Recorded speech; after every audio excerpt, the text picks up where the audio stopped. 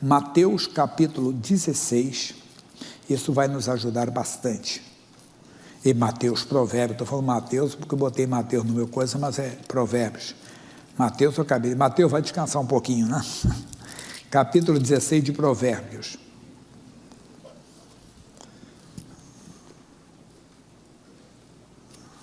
Capítulo 16, versículo 18 e 19. 18 diz: a soberba precede a ruína, e a altivez do espírito precede a queda.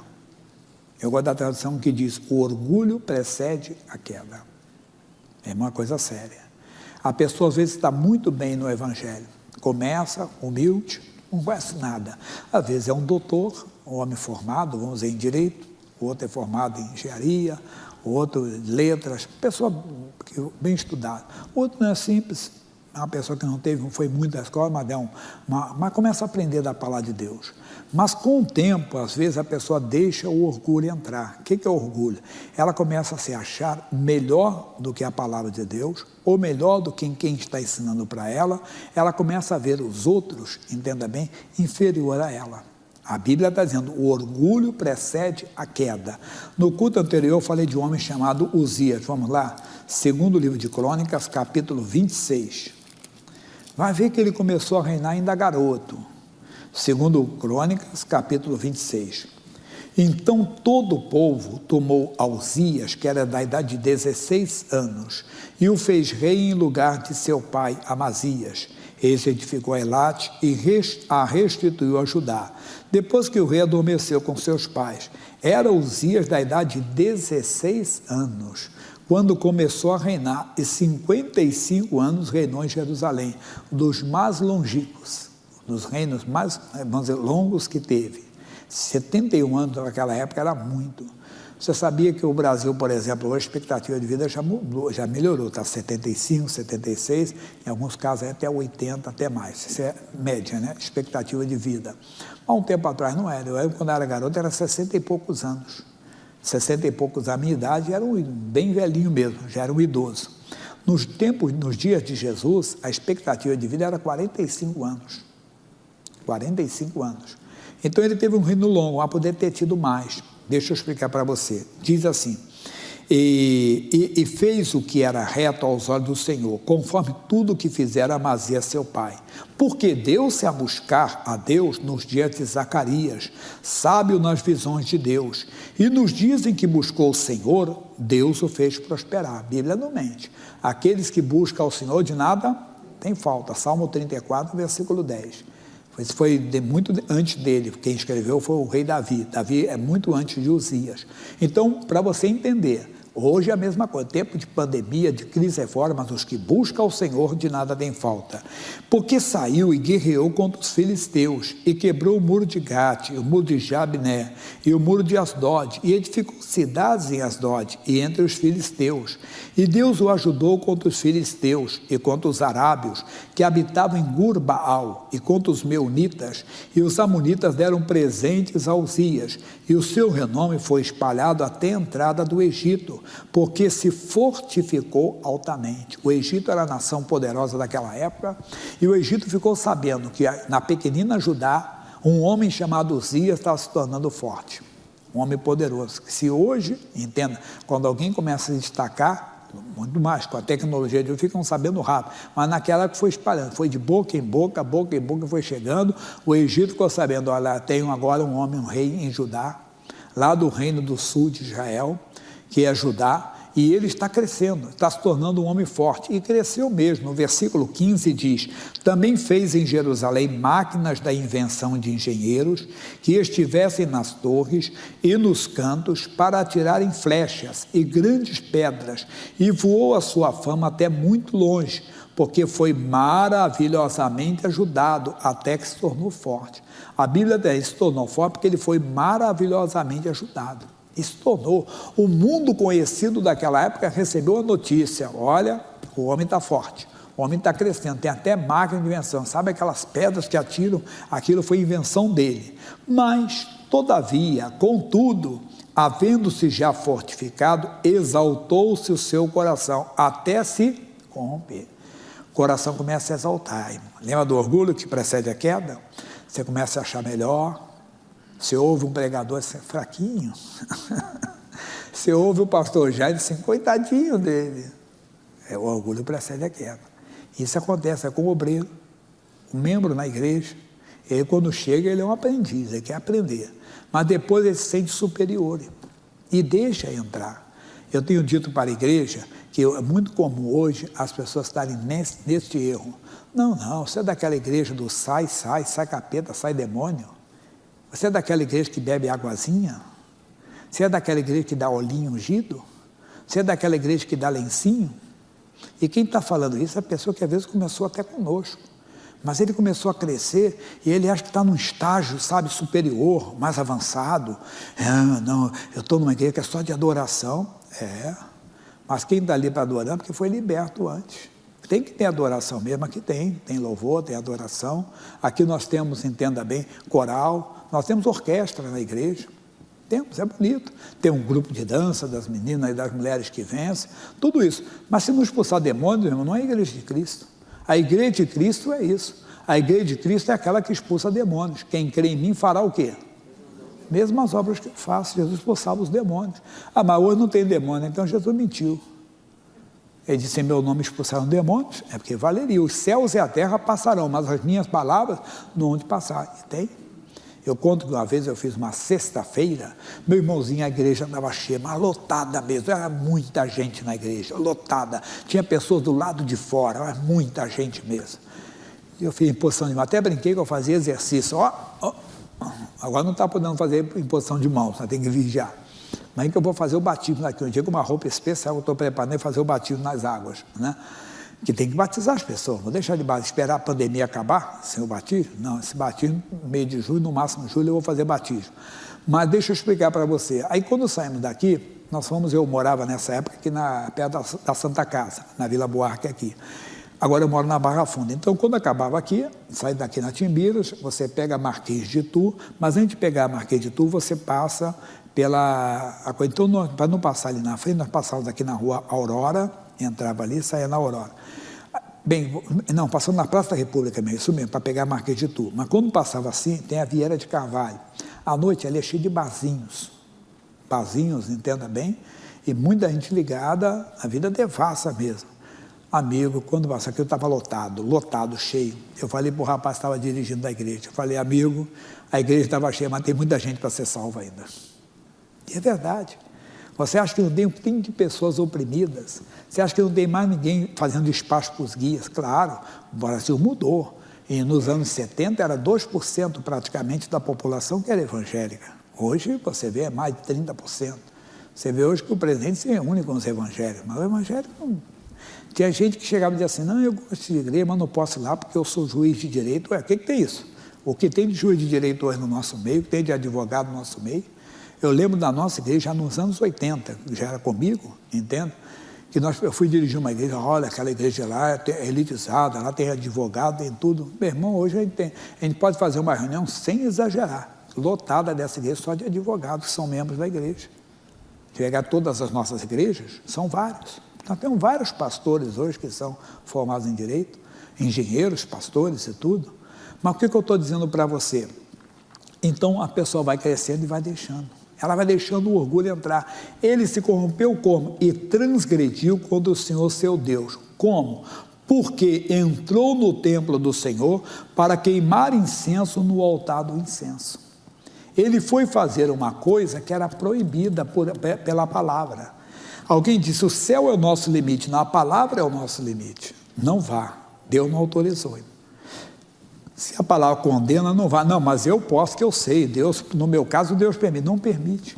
Ele se achava tão no direito, ele se achava tão próximo de Deus, tão ungido de Deus. É como tem pessoas que dizem, eu não leio mais a Bíblia. Não, como é que Deus fala direto comigo? Você é muito especial mesmo, hein? A Bíblia diz que a fé, não, parece que é cômico, mas que eu não estou falando da alusão a ninguém, não. Falando no caso geral. Tem um caso que eu nem sei quem é a pessoa, que disse que o pregador fazia isso. Pessoal, eu não sou como esses pastores de laboratório que trazem esboço, né? Esboço aqui, quer dizer, os versículos, apontamentos, né? Não, um resumo. Eu não, eu falo comigo, Senhor, fala comigo. E onde cai? Caiu no Salmo 34, vamos ler. Aí diz que um dia ele foi abrir a Bíblia, foi abrindo, aí ele falou assim, vamos pessoal, abrir agora. E caiu nessa página aqui, ó, em branco. Pessoal, Deus não tem nada para falar com a gente hoje. Parece cômico isso, mas isso aconteceu. Eu não sei nem quem é o personagem que fez isso. Como diz um amigo nosso, né, eu não sei nem quem é um artista, né, que fez isso, mas acontece. Cuidado. O orgulho precede a queda. Esse homem, até aí, pessoal, vamos dizer assim, é uma coisa admissível, né, que não devia acontecer, mas acontece. A pessoa deixa entrar, mas agora que vem o pior. O quê? Porém, o sacerdote Azarias, porque ele entrou ali para queimar incenso, que era uma obrigação do sacerdote. Porém, o sacerdote Azarias entrou após ele, e com ele 80 sacerdotes do Senhor, varões valentes, e resistiram ao rei Uzias, e lhe disseram, a ti, Uzias, não compete queimar incenso perante o Senhor, mas aos sacerdotes, filhos de Arão, que são consagrados para queimar incenso, sai do santuário, porque transgrediste, e não será isso para a honra tua da parte do Senhor Deus. Ô Uzias, você não vai ganhar ponto nenhum com Deus. Isso aí não vai, não adianta fazer isso. Que ele achava que ele poderia fazer aquilo para Deus, para a obra de Deus, mas não era a missão dele. Ele não tinha que fazer aquilo. Aquilo era ofício do sacerdote. E ele foi repreendido. Aí é aqui que vem a mensagem. O quê? Então Uzias se indignou e tinha um incensário na sua mão para queimar incenso. Indignando-se ele, pois contra os sacerdotes, a lepra lhe saiu à testa perante o Senhor, entenda, junto ao altar do incenso. Meu irmão, isso é para mim e para você, cuidado. Não fique indignado com a palavra de Deus. Eu volto aqui já. Provérbios capítulo 12, olha o que diz a Bíblia. Provérbios capítulo 12. Diz, o que ama o conhecimento, o que ama a correção, ama o conhecimento. Mas o que aborrece a repreensão é o quê? É um bruto, é um estúpido. É um estúpido. Porque qual é o pai que não repreende o filho que ama? Não é verdade?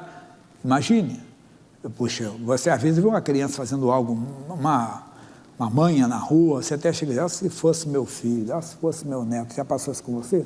Mas não é, você não vai repreender. Ou se é seu, vai. Hoje eu tenho neto, os filhos já estão adultos, mas até os filhos são adultos, eu repreendo também. Mas imagine, eu vou repreender. Ele não entendeu que Deus tratou ele como filho. Deus repreende aquele que ele trata como filho. E ele estava sendo tratado como filho. Então, Deus poderia simplesmente tirá-lo, colocar outro no lugar dele, mas não, Deus mandou o sacerdote ali para repreendê-lo. Quer dizer, dando uma oportunidade para ele, e ele não aceitou aquilo. Antes de voltar nele, vamos para o capítulo 32 de 2 Crônicas. Só pegar uma informação e fazer um comentário. 32, versículo 25. É de um homem, pessoal, de Deus mesmo. O nome desse homem era Ezequias. Esse Ezequias, quando ele assumiu o reino, ele tirou toda a idolatria do reino, tirou toda a coisa errada, ensinou o povo a amar a Deus, a adorar a Deus. A Bíblia diz que nos seus dias Judá prosperou. Aí uma guerra se levantou contra ele. A Bíblia conta que essa guerra que se levantou contra ele foi uma guerra muito séria. Era Senaqueribe, imperador do exército, imperador do reino da Síria, um reino cruel naquela época. Ele reuniu o seu pessoal. Pessoal, não temais, nem vos espanteis por causa do rei da Síria, nem por causa de toda a multidão que está com ele, porque maior é o que está conosco. E ele venceu. Deus, ele com o profeta Isaías, oraram ao Senhor. Deus mandou um anjo que acabou com 185 mil homens valentes do exército do rei da Síria. O homem era de Deus mesmo. Aí ele ficou doente e ele clamou a Deus, pediu misericórdia, não entendia. Deus respondeu. Olha o que diz aqui, versículo 24, tá? Naqueles dias Ezequias adoeceu de morte e orou ao Senhor, o qual lhe falou e lhe deu um sinal. Mas, vamos ao 25, que é o nosso versículo, mas não correspondeu Ezequias o benefício que o Senhor lhe fez. Por quê, pastor Jaime? Porque o seu coração se exaltou. Coisa séria. Esse homem, logo depois disso, quando ele ficou curado, o rei da Babilônia mandou visitá-lo. Ficamos sabendo que você estava doente. ficou curado, que bom. O rei da Babilônia mandou presentes aqui, era o embaixador lá do reino babilônio. E ele foi, sabe, com orgulho, quero mostrar para vocês como é que Deus tem me abençoado. Abriu as portas do palácio, mostrou tudo o que tinha, tudo. Mostrou o que Salomão tinha feito, mostrou o templo do Senhor, mostrou tudo. E os homens eram espias, irmão. Depois esses homens vieram mais na frente, não foi nos dias dele. Quando ele ser temente a Deus, Deus poupou. Mas depois, na descendência dele, eles perderam o reino. Cuidado, o orgulho precede a queda. O coração se exalta, não pode, sempre seja humilde. Ainda que você seja usado, entendam, no local de trabalho, uma pessoa chegar e diz, minha irmã, ora por mim que eu estou com câncer, eu soube que você é evangélica, ore por mim. Ah, vou orar, o Deus que eu creio é Deus poderoso. Em nome de Jesus, Senhor, toca nesse homem, o câncer, vai embora dele. 2, 3 dias depois, é demais. Você sabe que eu vou ter o médico não está achando mais câncer nenhum. Eu sei que foi a sua oração. E você, glória a Deus, Deus é bom. Aí você, não, modéstia à parte, eu tenho muita fé. Aí você ouve depois um pastor contar que alguém ficou curado de uma dor de cabeça, você diz para você, mas eu orei para uma pessoa com câncer, ela ficou curada. Tem que tomar cuidado. Me só dar o exemplo aos pregadores. Vamos que eu fui lá na Vila Formosa, você conhece a Vila Formosa? Tem um cemitério lá. E eu orei por um morto lá que ressuscitou. Um exemplo. Mas quando eu estou chegando aqui, eu encontro o pastor Antônio.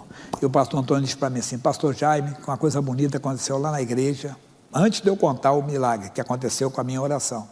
Ele chega e disse, pastor Jaime, tem um irmão lá que ele sofreu um acidente. E tem 3 anos que ele não anda, está na cadeira de roda. Pastor Jaime, eu orei, o homem se levantou. Eu tinha um testemunho para contar para ele. Qual que eu ia contar? Que o morto ressuscitou. Eu fico calado. Ele disse, isso aí não é nada, Antônio. Acabei de vir da Vila Formosa, o morto ressuscitou. Aí eu, bobo aí. Então eu vou até me calo. Para quê? Para não tirar, entenda a alegria dele. Eu me calo. Mas aí não, isso aí não é nada, irmão. Acabei de orar, o homem estava agora, está ali, ó. O corpo estava até cheirando mal. Cheguei lá e falei assim, em nome de Jesus, levanta-te. O moço se levantou, está aí, vai sair no jornal amanhã e tudo. O orgulho precede a queda. Cuidado, muita gente faz. Voltando no capítulo 26, e foi sério, e diz aqui, então, versículo 20 agora, então o sumo sacerdote Azarias olhou para ele, como também todos os sacerdotes, e eis que já estava leproso na sua testa, e apressadamente, o lançaram fora, e até mesmo saiu para sair, porque ele visto que o Senhor ofereceu, que tinha sido e foi permitido. Assim, atenção pessoal, ficou o leproso o rei Uzias até quando? Ao dia da sua morte. Mas por que Deus não curou? Ele não se arrependeu. Irmão, tem gente que fica até o dia da sua morte. E aí vem o pior, aqui é só figura para nós. O quê? E morou por ser leproso numa casa separada. Atenção, porque foi excluído da casa do Senhor. Ficar doente até o dia da morte não quer dizer nada. Pessoal, falta entendimento. Mas o pior é ser excluído da Nova Jerusalém, irmão. Ser excluído da eternidade linda, reservada para mim e para você. Meu irmão, não fique. Hoje, coloque a sua casa em ordem. Vá diante de Deus, Deus tem misericórdia. Se eu deixei, quantas vezes nós ouvimos uma mensagem, aquele ali fraco, que achamos que tem algo superior. Não é aquilo que Deus tinha para nós. Não deixe de maneira nenhuma o inimigo tomar conta.